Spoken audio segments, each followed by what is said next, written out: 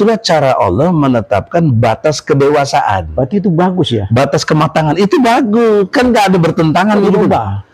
Itulah nggak tahu diri, karena memaksakan diri dari si Gibran ini pengen jadi wapres. Kita ngerti lah apa yang disebut settingan.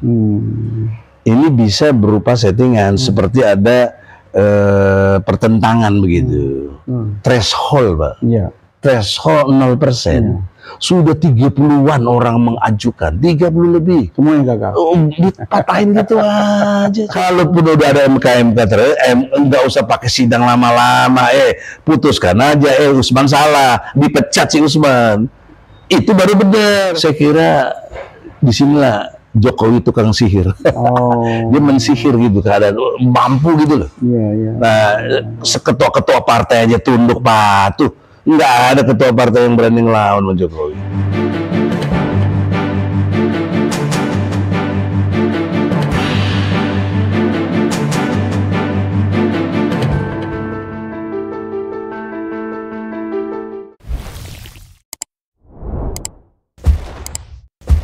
Assalamualaikum warahmatullahi wabarakatuh.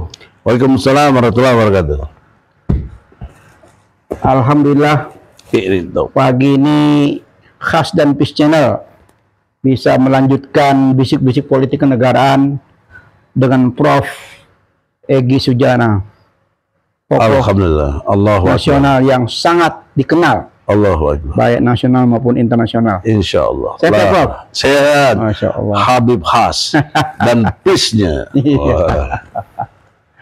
Jadi gonjang-ganjing politik hari-hari ini makin tajam ya, Prof ya. Terutama di bidang antum nih, tentang hukum nih. Ya, kita melihat fenomena ini yang belum pernah terjadi selama ini ya.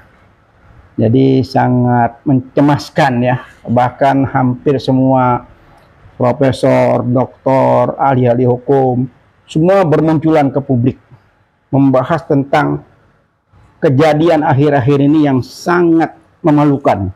Gimana Prof kayak gini? Apa itu? Tentang MK yang memberikan satu keputusan yang sangat kontroversial. Ya, bismillahirrahmanirrahim. Assalamualaikum warahmatullahi wabarakatuh. Waalaikumsalam warahmatullahi wabarakatuh. Saudara-saudara, konsep awalnya harus berangkat dari konsep tahu diri. Nah, dalam perspektif kenegaraan, tahu diri itu mesti taat konstitusi. Orang-orang yang tidak taat konstitusi itu dipastikan tidak tahu diri. Tidak tahu diri. Tidak tahu. Kata kuncinya tahu diri. Iya. Allah. Nah, misalnya contoh konkret, pengajuan tentang umur di bawah 40 tahun. Kalau Ketua MK ya Saudara Usman tahu diri, dia sebagai ketua dan kawan-kawan juga yang di MK karena gitu. Kan banyak bukan dia ketuanya, bukan dia sendiri kan. Dia biar yang lain setuju, kalau ketuanya enggak kan juga nggak bisa juga untuk masuk pertamanya itu. Kemudian yang ngajukan adalah keponakannya ya dari PSI, kan PSI dipegang sama ponakannya dia, Kaisang. Kemudian yang mau dipersoalkan, dimajuin adalah juga ponakannya dia, kakaknya Kaisang, Gibran. Kemudian dia tahu Kaisang Gibran itu anaknya Jokowi, iparnya dia. Dia tahu tuh? Dia tahu, kalau nggak tahu itu berarti di sinilah nggak tahu dirinya gitu. Bisa aja tuh. Di situlah nggak tahu dirinya. Khawatir nggak tahu dia. Nah, kalau pintu masuk ini dicegat itu dengan perasaan jiwa yang tahu diri, dia tolak semua itu. Apa rasanya saya? Karena kan saya ngerti ilmu MK tuh. Kekuatannya dua. Satu, kerugian konstitusional. Apa yang dimaksud kerugian konstitusional? Konstitusi kalau itu diberlakukan terjadi kerugian. Nah, kalau enggak, ya enggak. Baru boleh orang ngajukan gugatan. Karena ada terjadi kerugian konstitusional. Gitu. Yang kedua, yang prinsip lagi dalam MK itu, saya kan lawyer bidang MK kan pernah juga saya. Saya pernah lawyeri Prabowo waktu 2014. Itu hal-hal yang antara undang-undang bertentangan dengan Undang-Undang Dasar 45. Itu yang dilakukan judicial review. Yang dilakukan oleh MK ini kan uji undang-undang pemilu, undang-undang nomor 7 tahun 2017 kalau salah ya. Pasal 169 itu berapa gitu. Itu yang diuji gitu tuh, yang dianggap bertentangan dengan UUD 45. Di pertanyaan seriusnya bertentangannya di mana, yang mana? Nggak ada. Karena kalimat tentang umur 40 tahun itu sesungguhnya para pembentuk undang-undang dulu ya, yang kaitannya dengan undang-undang pemilu itu kan yang buat presiden dan DPR. Ingat itu. Karena mekanisme membuat undang-undang itu ada pada presiden dan DPR. Nah, mereka mengusulkan umur 40 tahun. Ternyata saya lihat referensinya ada di Quran, Bos. Surat 46 ayat 15. Ya. Di situ dikatakan tentang batas umur 40 tahun. Bahkan Rasulullah diangkat menjadi Rasul 40 tahun. Kenapa 40 tahun? Itulah cara Allah menetapkan batas kedewasaan. Berarti itu bagus ya? Batas kematangan itu bagus. Kan nggak ada bertentangan gitu. Itulah nggak tahu diri. Karena memaksakan diri dari si Gibran ini pengen jadi wapres. Gibran mungkin nggak begitu kepengen. Yang kepengen bapaknya. Bapaknya ini nggak tahu diri gitu loh. Jadi banyak orang nggak tahu diri. Banyak sekali, makanya jadi gelo nama nggak tahu dirinya itu begitu, nggak ngerti konstitusi, sehingga konstitusi dipaksakan untuk dirubah. Ini awal malapetaka itu di sini. Ya, ini pertanyaan yang mendasar. Ya, MK ini kan ada di seluruh dunia, ya kan? Hampir semua negara kan punya wadah ini kan. Apakah kita tidak berkaca kepada MK-MK yang ada di luar? Seperti apa mereka bekerja? Ya kalau mereka di sana udah jelas profesional, makanya kita nggak pernah dengar MK di dunia yang lain itu bikin masalah seperti di sini. Kenapa? Kembali tadi konsep tahu dirinya.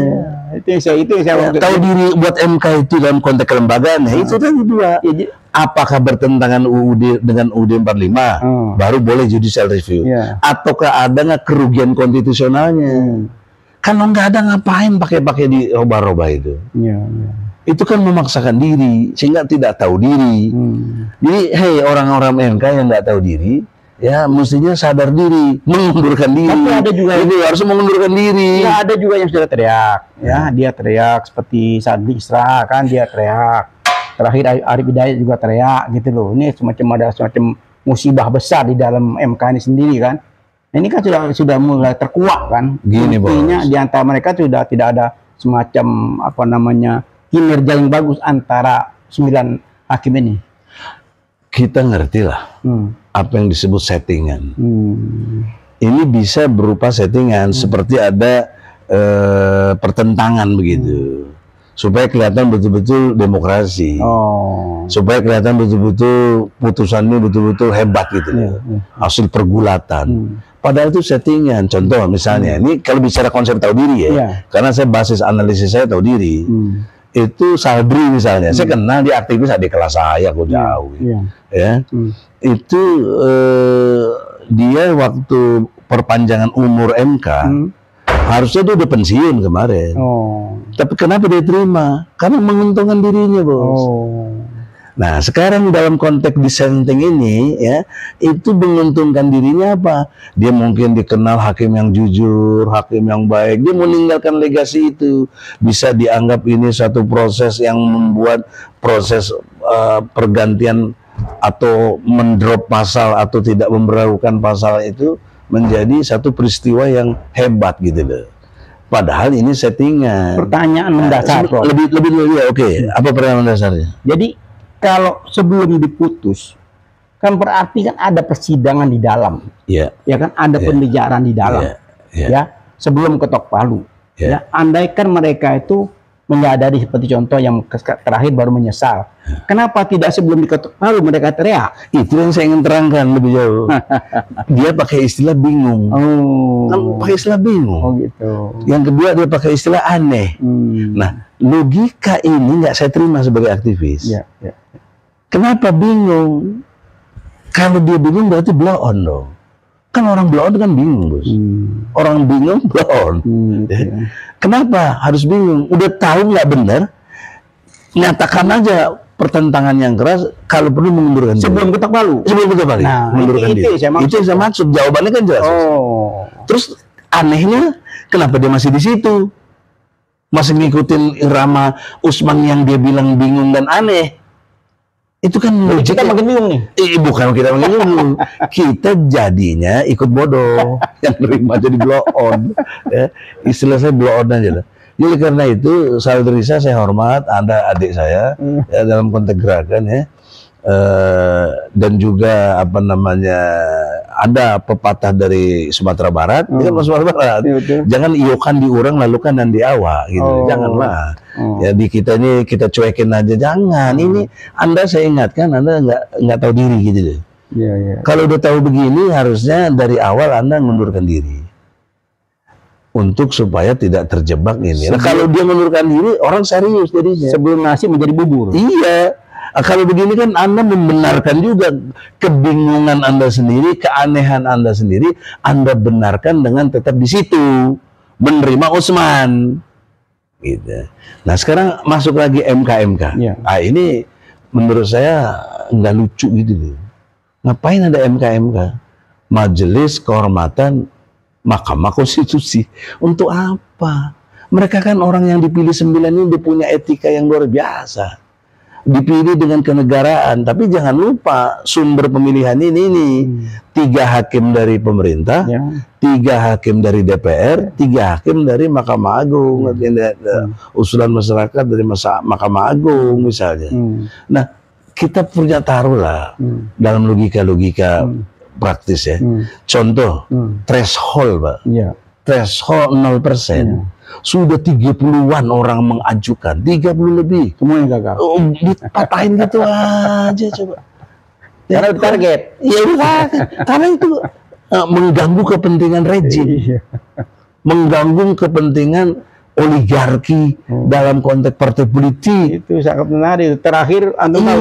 Iya, makanya saya udahlah jangan belagu sok-sok bingung, sok aneh gitu.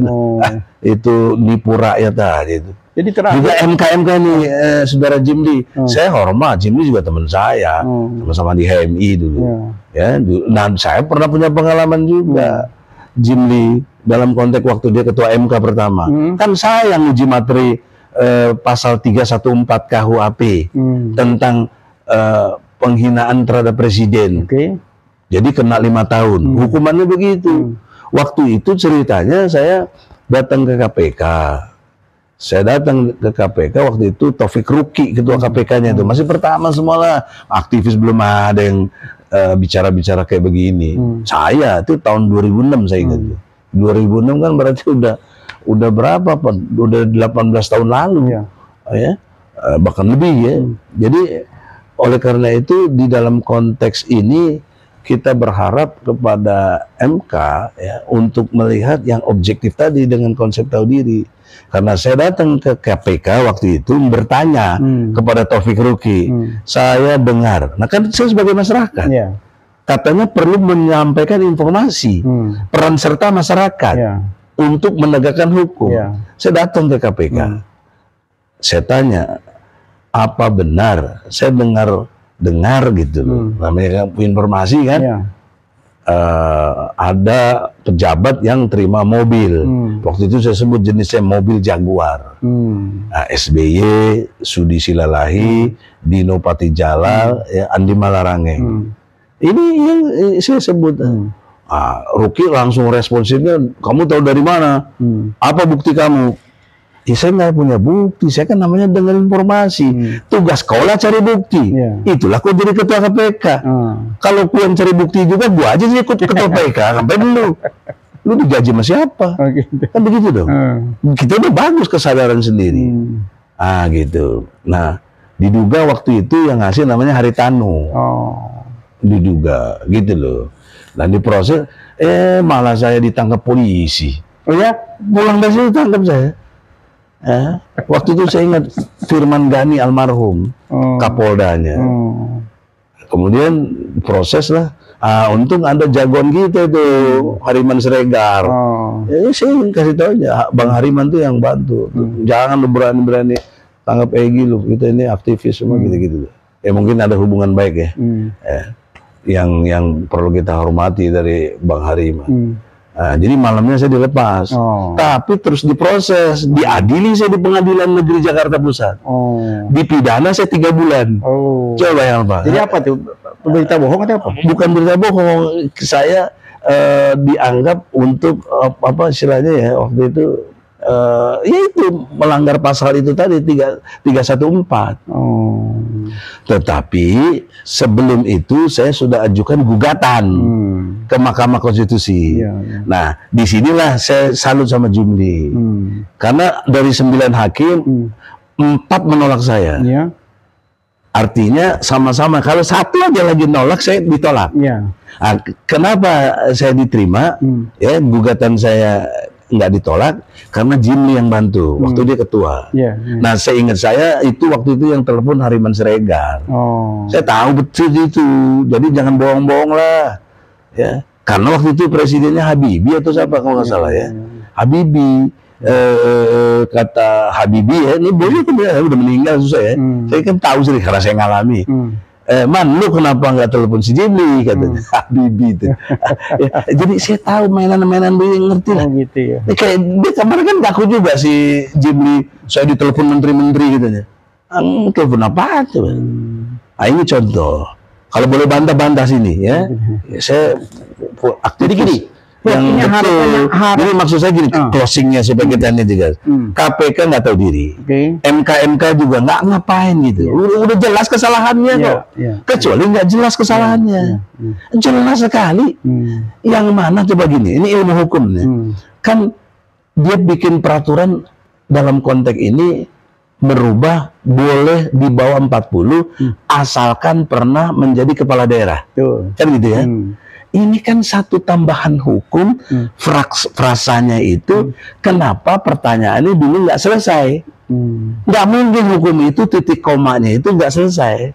Kalau titik, kalau koma ya koma. Dia kan orang yang udah titik, ya nggak boleh di bawah umur 40, ya paling maksimal minimal 40, dia bikin koma. Kan dia bikin koma tuh. Klausul baru lagi. Iya, klausulnya yang kecuali yang pernah memimpin kepala daerah. Itu pun berdebat. Bukan berdebat lagi, itu kesalahan.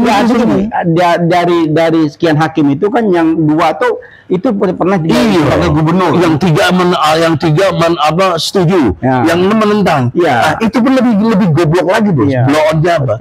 Kan dalam teori demokrasi suara terbanyak yang dipilih dong. Kenapa 6 nggak dipilih?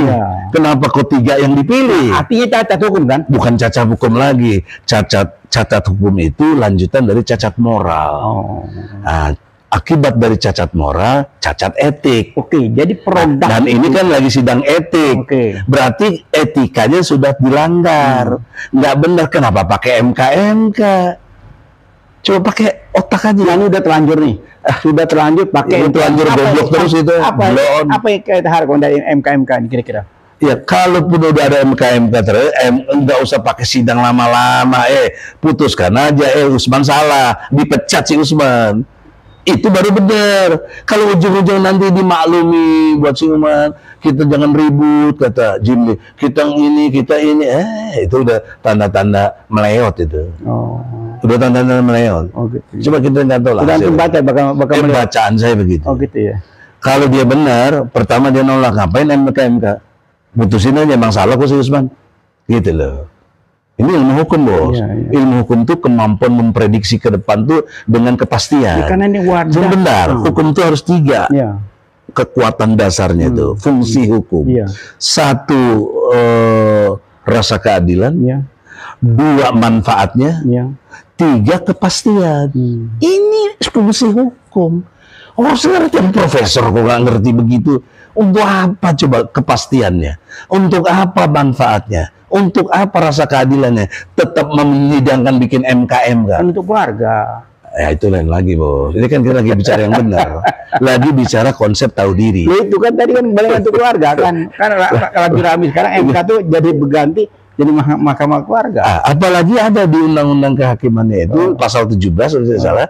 Jadi MK dalam bersidang hakimnya kalau ada benturan kepentingan tidak boleh nangani kasus itu. Itu yang benar. Itu yang benar. Itu ada di undang-undang.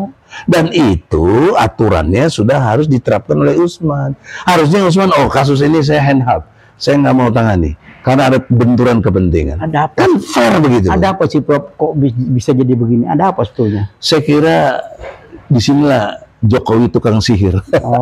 Dia mensihir gitu keadaan, mampu gitu loh. Iya. Nah, ketua-ketua partai aja tunduk patuh. Nggak ada ketua partai yang berani ngelawan Jokowi. Megawati aja dilawan coba. Iya. Ya, oke, orang underestimate. Ini de fakta ya. Katanya pelongo-pelongo, ternyata ya beginilah. Iya, de fakta kan seperti itu kan. Faktanya begitu. Nah, kenapa? Karena perlawanannya tidak ada yang berani. Masih terpengaruh oleh yang fulus-fulus, mulus-mulus, menjadi akal bulus. Prof, ini kan kalau kita melihat ya, putra-putri terbaik bangsa kita ini kan begitu banyak ya. Akademisi banyak, profesor banyak, ahli hukum banyak, yang teriak-teriak udah banyak sekali. Apakah ini akan tetap berjalan? Pasti berjalan dalam ketidakbaikan ini. Karena kalau kita mengacu ya sebagai orang Islam, itu mestinya dia mengacu kepada 3 hal. 1 imannya, 2 nilai hijrahnya, 3 nilai jihadnya. Nah, dalam konteks dia ketua MK, apa nilai iman dia melihat ini?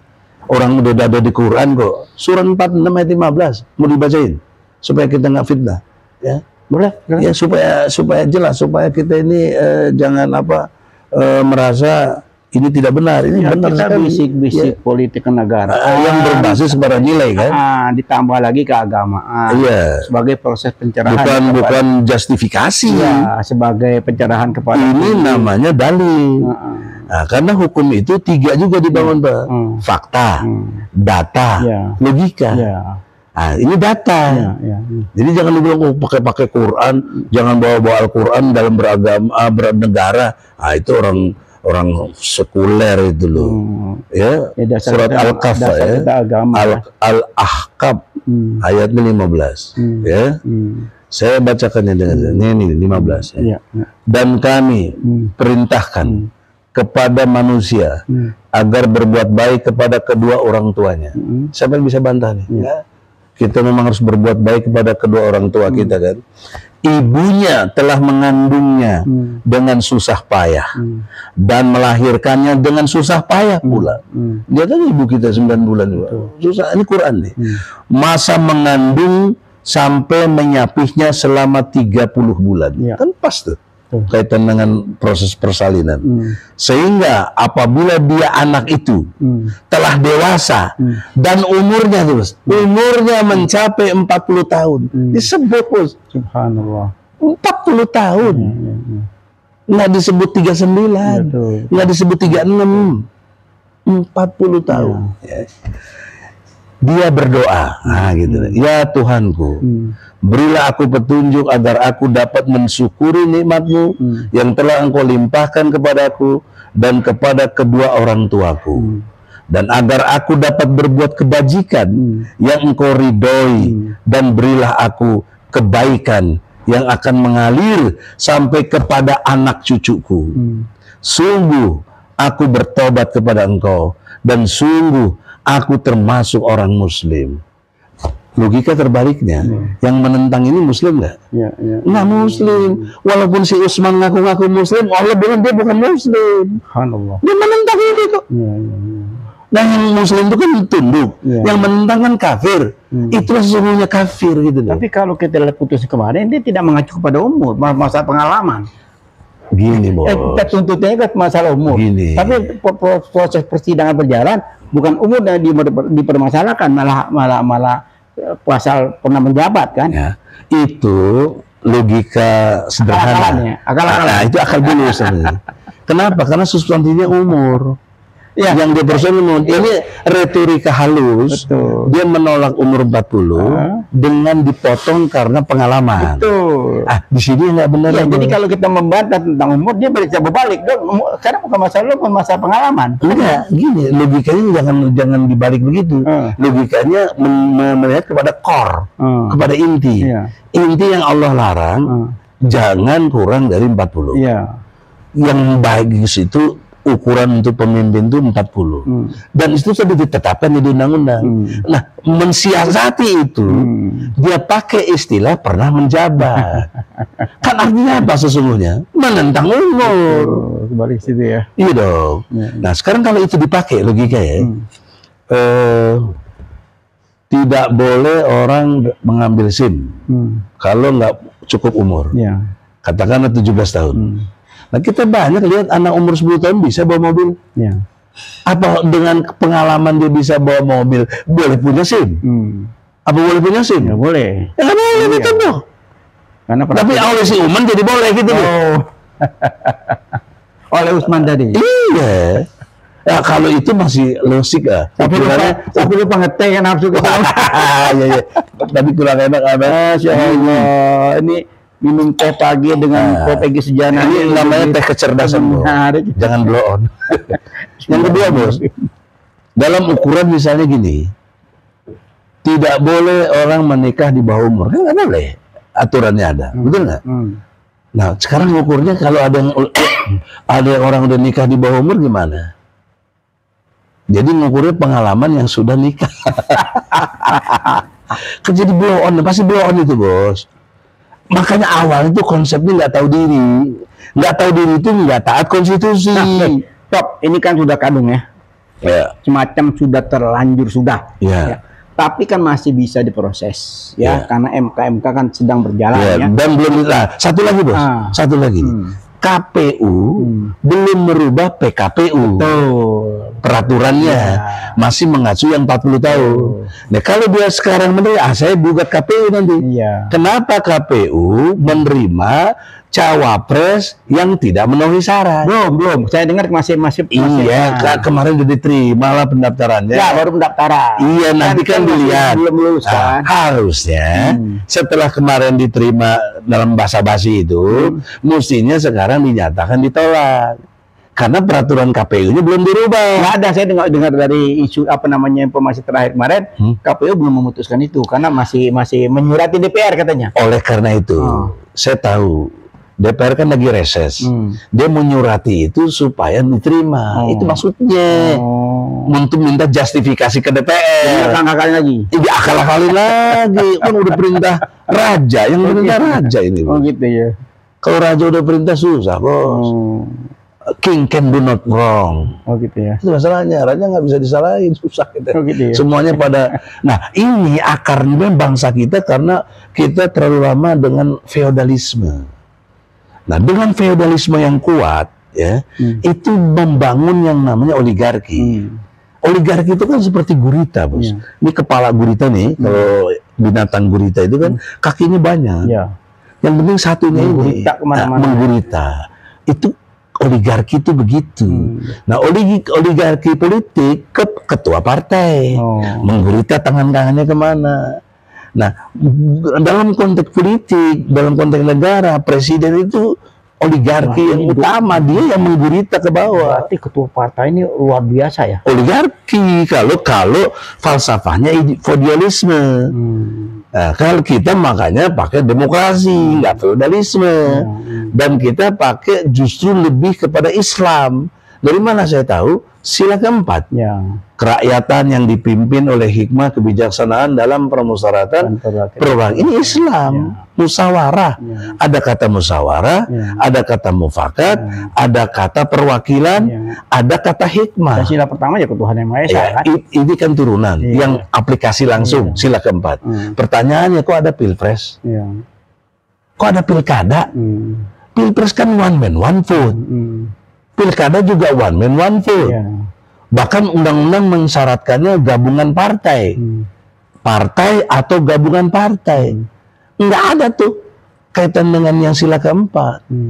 Jadi ini sejak lama paling tidak sejak 98 reformasi keliru, kebablasan, tapi diiyakan, muncullah bergelombang oligarki ini menguasai keadaan. Karena lagi yang dilihat lagi bukan sila keempat. Nah, oleh karena itu saran saya sebagai dewan pakar, saya kan dewan pakar PKS, bos. Jangan pakar itu Pakardi, Pakaryo, Pakarno, ya, betul-betul pakar. Apa saya bidang hukum? Mari berdebat ilmu hukum saya. Bahwa saya berani menyatakan secara ilmu hukum, sistem politik yang sekarang, perjalanan dari pemilu ke pemilu dari 4 kali pemilu sejak reformasi itu batal demi hukum, nggak sesuai dengan sila keempat. Ya, ke depan masih banyak sekali yang harus dibenahi ya. Oleh karena itu ke depan ini tolong saya ingatkan Anies, jika Anies menang sudahilah kembali ke sila keempat. Kalau mau konsisten Pancasila harga mati. Kalau mau konsisten negara ini dasarnya kepada Pancasila yang nggak bisa dirubah. Kalau mau logika itu kan mesti konsisten. Kalau baik kenapa nggak mau sih? Iya, harusnya mau, kan udah 4 kali dicoba kayak begini. Karena kan ini semua kan namanya euforia reformasi kemarin kan sudah sekian tahun berjalan, banyak kekurangan sana sini. Ayo kita benahi bersama kan? Itu yang benar, itu namanya peace dan khas. Itu khasnya peace. Kita benahi bersama, semua kita berkumpul di satu wadah yang benar. Ya, maksudnya ini buat bangsa, tolonglah jangan kita ini dibenci oleh Allah. Allah tuh benci, bos, kepada orang yang ngomong tapi nggak dikerjain. Omong doang. Kembali lagi ke nasihat antum ya sebagai pakar hukum ya.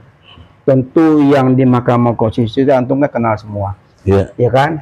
Mungkin antum ketuk dari hati yang paling dalam ya.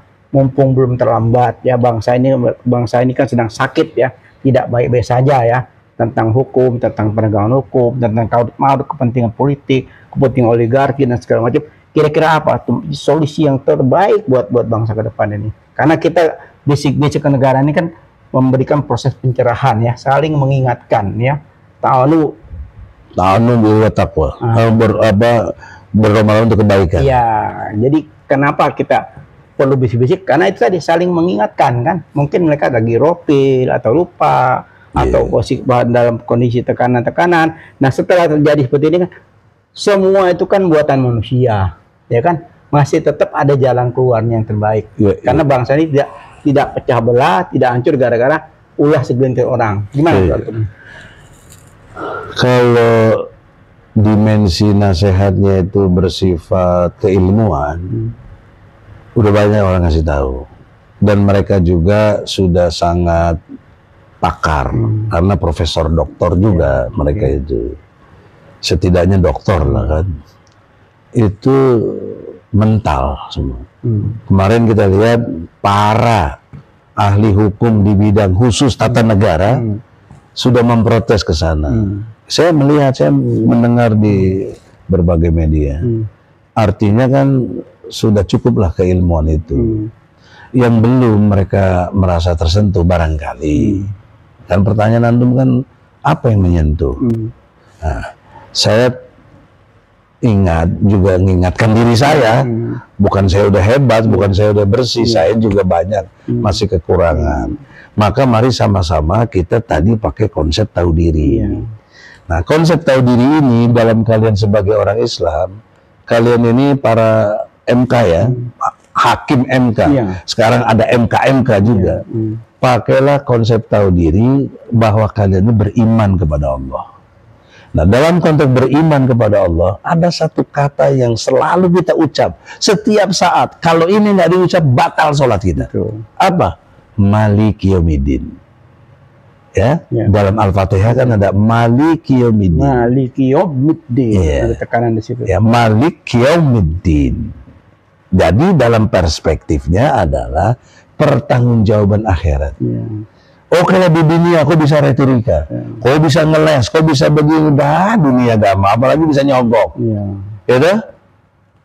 Tapi bagaimana kau sudah mati tadi, kau ditanam di kubur, disiksa malaikat karena kau cuekin Maliki Yaumiddin. Dia cuekin Maliki Yaumiddin. Ya, mungkin dalam himbauan kita ini mengingatkan ya, bahwa kan apa yang menyentuh. Iya, kalau ini nggak nyentuh dia, udah nggak usah beriman gitu. Bahwa beliau mengatakan cuma bukan maliki yaumiddin, iya karena abu itu lanjutannya. Karena stain ya. Lanjutannya. Jadi kalau sampai dia lupa dengan padahal dia berkewajiban taat sama Allah, iya karena budi, baru meminta hak. Di situ baru dia minta ihdinas siratal mustaqim. Jalan yang lurus. Jalan yang lurus itu yang mana? Masih ada kan waktunya kan? Jalan yang lurus itu jalan orang-orang terdahulu. Di situ disebut di Quran. Masih ada waktu kan? Masih ada waktu. Ingatlah saudaraku semuanya, kita beriman kepada Allah. Kecuali yang nggak beriman, ya sudah pasti kafir. Karena Anda masih beriman, saya juga masih mau ngasih tahu. Saya juga tahu diri. Banyak kekurangannya, maka kita saling nasihati, watawasobil haq, watawasobil sabar. Nah, inilah fungsi kita sebagai partai yang berbasis agama itu. PKS ini harus punya solusi-solusi yang jelas. Karena PKS itu begini bos, ini tidak bermaksud promosi PKS, tapi saya kenapa senang di sini karena P-nya itu psikologi, K-nya itu knowledge, S-nya itu solution. Jadi PKS inilah partai yang membawa jiwa yang bersih, yaitu ikhlas, ya jujur, benar, adil. Ini kejiwaan PKS itu harus seperti itu. Untuk didampingi, ditopang oleh pengetahuan yang cerdas, pengetahuan yang luas, untuk menyelesaikan banyak persoalan bangsa, kasih solusi. Jadi solusi bangsa ini ada pada PKS. Ya, karena gini, Rob, gitu, kalau kita melihat mestinya, cuma PKS juga banyak ada juga yang ini, kan MK ini banyak sekali PR yang luar biasa, ya kan? Nah, kalau kondisi sekarang karut-marut ini tetap berjalan dan tidak ada solusi, apakah patut mereka 9 masih tetap dipakai, masih bercokol di situ? Menurut saya, kecuali yang betul-betul menentang lah, kayak Saldri, kita sangat baik sama dia, kayak Ari Hidayat, kita sangat baik lah. Dia lah yang masih bisa dipertahankan. Yang lain mesti dicopot. Iya, karena kan ini kan PR besar. Atau kalau mau adil semuanya 9 itu dicopot, udah nggak ada gunanya itu. Iya, karena PR besar bangsa ini ke depan kan mau pilpres. Banyak sekali nanti sekitar. Kalau ada masalah lagi ke dia lagi, bagaimana? Itu yang kita bayangkan ke depan kan. Yang lebih bahaya misalnya Gibran sama Prabowo. Kalau Prabowo kan relatif udah tua, ya kita jujur-jujur aja. Ada hambatan, stroke kayak apa, berhalangan tetap. Yang jadi presiden siapa? Masa bocil? Bocah cilik ini yang belum punya pengalaman. Saya tidak, ini juga banyak nih. Saya lihat tuh teman-teman saya dulu, waduh, berani bener aktif itu. Angkatan 98 adalah, nggak usah saya sebut ya, juga yang pernah satu partai dengan kita ini. Kon sekarang berubahnya udah jauh sekali. Cuma alasannya kita harus hargai anak muda. Bukan anak muda kita nggak hargai, anak muda yang mana? Jangankan anak muda, orang tua yang nggak bener juga kita nggak hargai. Ya.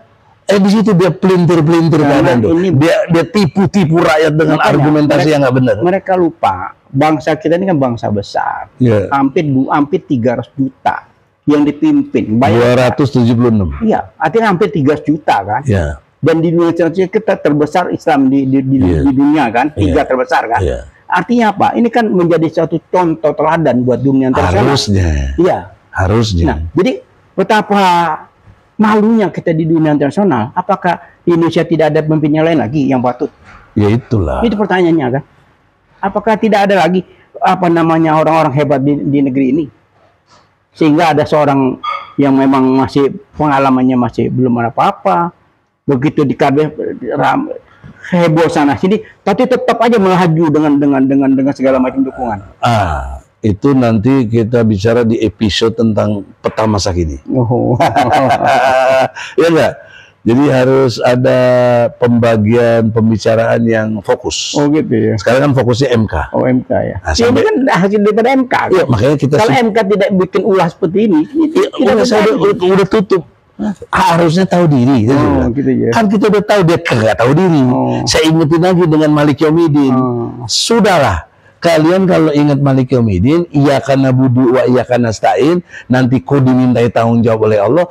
Lebih baik kau mengundurkan diri. Ya, karena setiap sholat daripada dipecat malu-maluin kok tidak dengan hormat. Ya, bayangkan setiap hari 17 kali dia baca. Itu 2 kali. Minimal kan? Minimal. Nah, belum kalau ada lain-lain dia baca. Jadi, tapi dia nggak ngerti. Insya Allah mengerti. Dia minta tunjuki jalannya lurus. Kalau dia konten MK, dia harus lihat Jimli.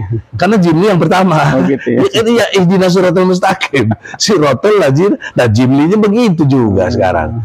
Artinya kasih melihat ya mudah-mudahan Jimli sahabat saya jangan lupa kan masih proses nih insya Allah. Ya, saya tahu di ini lah teman kita juga kita ya? Selifting juga kita lah iyalah HMI-nya itu gitu sama. Ya. Saya ingat dulu dia ikutnya jadi sekretaris Menteri Pendidikan tuh. Makanya selalu Habibie saya tahu lah. Mudah-mudahan kecerdasan politik elit kita ini masih di tahap yang bagus ya, yang baik ya, sehingga bisa memecahkan masalah yang begitu dahsyat ini, bisa memberikan satu solusi ya seperti PKS tadi kan, solusi terbaik buat bangsa ini sebelum terlambat ya. Sebelum terlambat.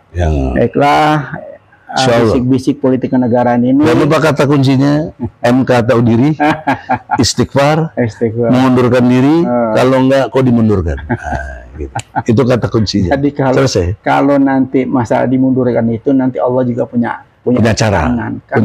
Karena Allah itu punya cara sendiri. Qulillahumma malikal mulki tu'til mulka man tasha wa tanzi'ul mulka mimman tasha wa tu'izzu man tasha wa tuzillu man tasha biyadikal khair innaka ala kulli syai'in qadir.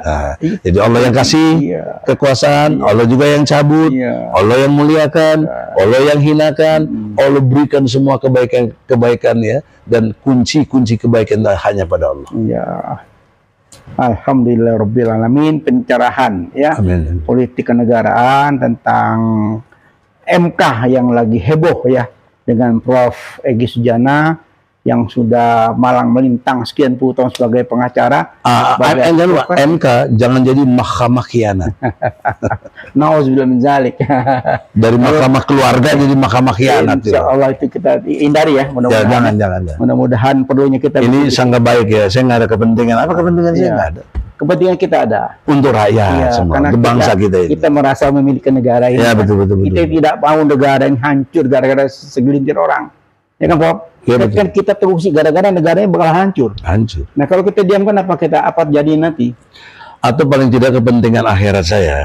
Saya udah nasihati. Nggak ditanya lagi, lu waktu ada kejadian ini gimana lagi? Saya udah berbuat ya Allah, tapi kita nggak didengar. Ya sudahlah, nasib. Yang penting udah catat ya. Ada catatan ya.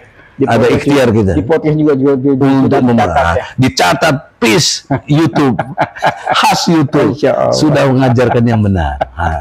Kita akhiri dengan wabillahi taufik wal hidayah. Wassalamualaikum warahmatullahi wabarakatuh. Prof. Egy Sujana, terima kasih banyak ilmunya, nasihatnya, dan tausiah yang luar biasa. Amin ya Allah. Amin.